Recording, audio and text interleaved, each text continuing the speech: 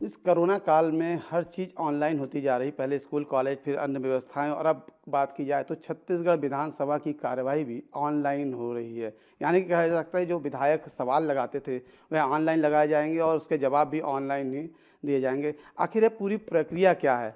किस तरह से सवाल लगाए जाएँगे, किस तरह से जवाब दिया जाएगा? इसके लिए हमारे साथ मौजूद है छत्तीसगढ़ विधानसभा के प्रमुख सचिव चंद्रशेखर गंगाड़े जी। आपका ईटी भारत में बहुत-बहुत स्वागत है। जी, धन्यवाद। अच्छा, ये जो नई व्यवस्था लागू की जा रही है, किस तरह की व्यवस्था है और कैसे काम करेगी? ये एक विधानसभा में जो प्रश्नों की सूचनाएँ माननीय सदस्यों द्वारा दी जाती, वो पहले लिखित स्वरूप में दी जाती थी और फिज़िकली दी जाती थी। लेकिन विगत दिनों कोरोना काल में हमने उस सुविधा में उनको मेल से प्रश्न भेजने की अनुमति दी थी।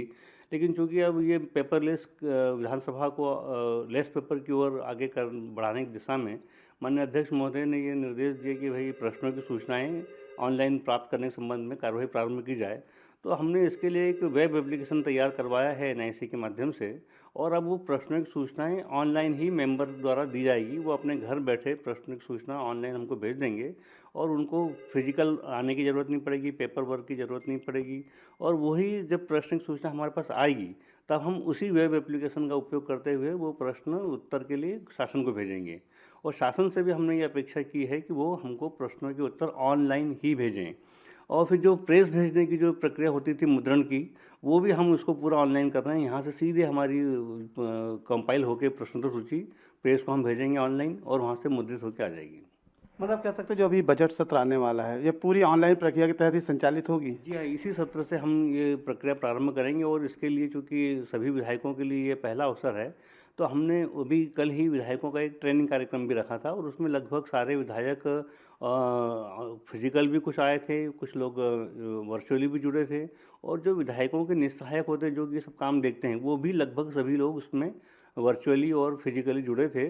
उनको सब पूरी प्रक्रिया की विस्तृत जानकारी दे दी है, और उनको प्रश्न की सूचना देने में कोई दिक्कत ना हो, इसलिए हमने एक 2 दिन का डमी सेशन भी रखा है उनके लिए, कि वो 2-3 दिन तक हमको प्रश्न कैसे विधानसभा को देना है, और उसके बाद कि हमारे यहाँ क्या प्रक्रिया होती है और कैसे उसमें आगे कुछ उनको दिक्कत होती है, तो उसको वो निराकरण कर सकते हैं। अच्छा, ये भी देखा जा रहा है कि कई विधायक जैसे हैं जो स्मार्ट बोर्ड या एंड्रॉइड फ़ोन का इस्तेमाल नहीं करते हैं या फिर आधुनिक चीज़ों से इतना ज़्यादा वाकिफ़ नहीं है, तो उनके लिए क्या व्यवस्था है? नहीं, ये ज़रूर से कुछ थोड़ी तकनीकी दिक्कत रहेगी। विधायक लोग ज़रूर नहीं करते हैं, क्योंकि उनके जो निस्सहायक हैं, वो सभी आजकल के बच्चे जितने भी हैं, वो सब स्मार्ट होते हैं। वो सब एंड्रॉयड फ़ोन और स्मार्टफ़ोन सब यूज़ करते हैं, और वो क्योंकि काम तो वही करते हैं विधायक के ऑन बिहाफ़ ऑफ प्रश्न भेजने करने का, तो वो सब उसके जानकार होते हैं।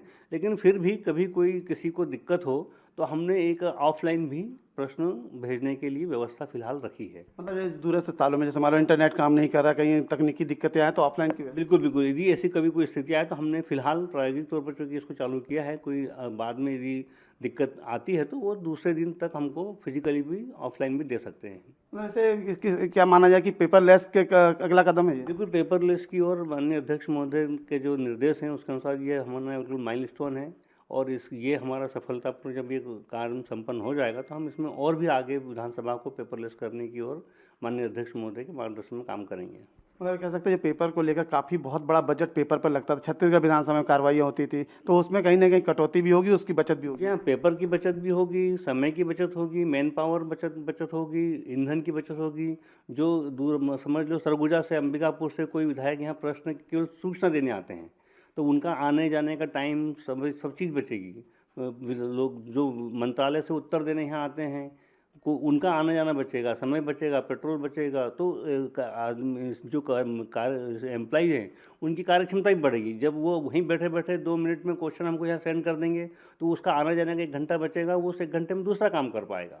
अच्छा, शुरुआती तौर पे आप लोगों ने अभी प्रशिक्षण भी दिया कल और बात की है, तो किस तरह की चुनौतियाँ आ सकती है क्योंकि आपको शुरुआत में लग रहा नहीं, है? चुनौती तो मुझे नहीं लगता कुछ भी आ पाएगी, क्योंकि जो हमने वेब एप्लीकेशन बनाया है, वो इतना बिल्कुल स्टेप बाय स्टेप इतना ईज़ी है कि उसको केवल फॉलो करते जाएगा कोई भी आदमी, जिसको कोई कंप्यूटर की जानकारी नहीं भी है, और जो केवल उसको केवल कंप्यूटर ऑन करना है, और वो उस एप्लीकेशन को ऑन करने के बाद में जो स्टेप बाय स्टेप दिए हुए हैं, उसको अपने आप यदि उसको आगे बढ़ता जाएगा, तो कहीं किसी को दिक्कत नहीं आएगी। कुछ एक आध बार शुरुआत में दिक्कत आ सकती है, इसीलिए हमने जो प्रायोगिक तौर पर उनको 2-3 दिन का भी हमने अवसर दिया है कि वो उसमें प्रश्न भेजने का एक प्रैक्टिस कर ले। अच्छा, सवाल इसके गोपनीय होते हैं, कई चीज़ें गोपनीय होती है। अगर वेबसाइट पे डाला जाए मतलब दूसरे का सहयोग लिया, जैसे आपने बोला कि वो घर में किसी के सहयोग से, तो कहीं नहीं गोपनीयता भंग होने की भी दिक्कतें तो नहीं है? गोपनीयता भंग तो नहीं होगी, क्योंकि जो मेंबर की जिम्मेदारी है, मेंबर के साथ जो निस्सहायक होते हैं, अभी भी मेंबर के ऑन बिहाफ अपने निस्सहायक ही प्रश्न बनाते हैं, यहाँ लेके भी उन्हीं के कोई आदमी आते हैं। तो वो जो मेंबर के साथ जुड़े लोग रहते हैं, उनकी भी एक अपनी सदस्य के प्रति एक विश्वसनीयता रहती है। तो वो जो प्रश्न है उसकी गोपनीयता बनाए रखना उन लोगों का भी काम है, और अभी भी वो लोग गोपनीयता बना के रखते हैं।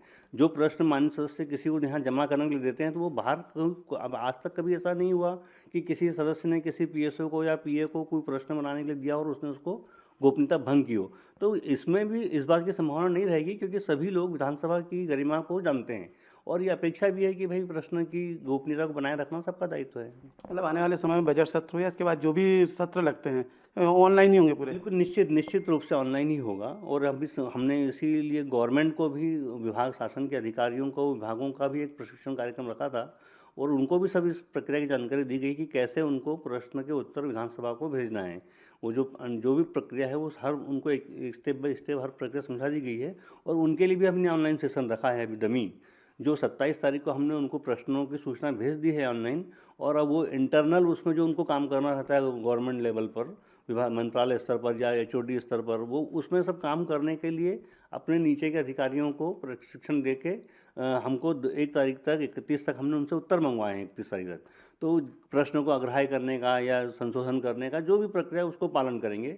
और इसमें एनआईसी का और संसदीय कार्य विभाग का भी बहुत सहयोग है। संसदीय कार्य विभाग ने भी इसमें बड़ी रुचि ली है, और उन्होंने इस हमारे काम में काफ़ी सहयोग प्रदान किया है। मतलब ये व्यवस्था लागू हो जाती है, बहुत सहूलियत होगी आने वाले समय में? निश्चित रूप से बहुत बहुत सहूलियत होगी, और ये जैसा मैंने बताया कि ये एकदम पेपरलेस और लेस पेपर की दिशा में एक माइलस्टोन होगा, और आगे जाके ये हम और भी जो हमारे जो विधानसभा में जो दूसरे काम हैं उनको भी हम इसको डिजिटाइज करने की कोशिश करेंगे। तो ये थे विधानसभा प्रमुख श्री चंद्रशेखर जी, जिन्होंने बताया किस तरह से पेपरलेस की ओर छत्तीसगढ़ विधानसभा आगे बढ़ रहा है और इसका कितना फ़ायदा होने वाला है। खासकर इससे कह सकते हैं पेपरलेस तो होगा ही, पेपर की बचत होगी, बजट का जो एक्स्ट्रा खर्च होता है वो होगा, साथ ही लोगों का समय बचेगा। कई बार क्या होता है, सवाल लगाने के लिए लोग दूर से आते जाते थे, उनका समय बचेगा। तो ऐसी तमाम सुविधाएँ जो आने वाले समय में यहाँ के लोगों को मिलने वाली, विधायकों को मिलने वाली है। अब यह कह सकते हैं इसका लाभ आने वाले समय में कितना मिल सकता है या किस तरह की तकनीकी दिक्कत आती है, ये आने वाले समय में ही स्पष्ट हो पाएगा।